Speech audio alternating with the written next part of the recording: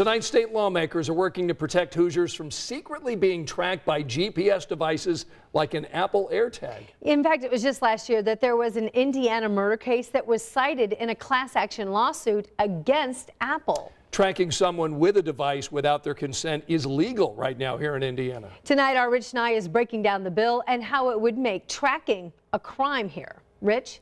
State legislators have filed multiple bills that would make tracking someone with a GPS device without their knowledge a crime in Indiana. The legislation is motivated by escalating cases of stalking and domestic violence using tracking devices. Apple Airtags are supposed to help people find lost items. Misused, GPS tracking devices like this can be weapons of choice for stalkers and abusers. Senate Bill 83 would create the crime of remote criminal tracking for tracking someone without their knowledge. The penalty would be increased from a Class C misdemeanor to Class A if the tracking occurred under a protective order.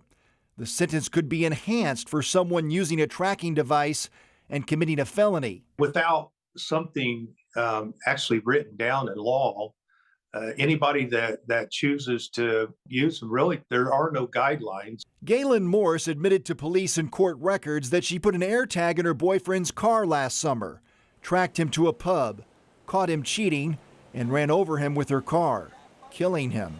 Morse is in jail awaiting a jury trial in March. If the device is used to track somebody down in one of those heat of the passion type situations, the outcomes are pretty dramatic and drastic for the person that's the victim of that situation. And so we need to provide a layer of protection. Exceptions under the proposed legislation allow for parents tracking a child, tracking personal and business property, and court-ordered monitoring and lawful police work.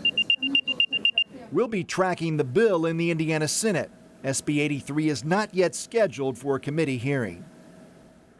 The chair of the Indiana Society of Professional Investigators told me his profession is not necessarily opposed to legal restrictions on tracking devices. But he said, bad guys will use them no matter what the laws are. We have to be careful not to hinder the good guys from using them.